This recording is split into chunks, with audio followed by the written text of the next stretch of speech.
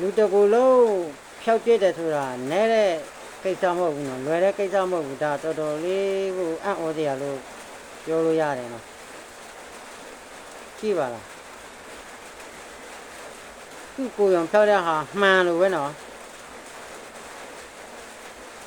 ဒီမှာကြည့်ပါလားမှန်လို့ပဲ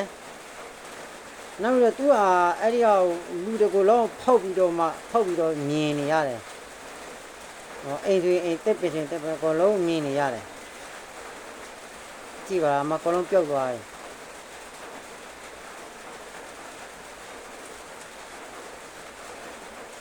တော်လေးမအံ့ဩစရာကောင်းတယ်နော်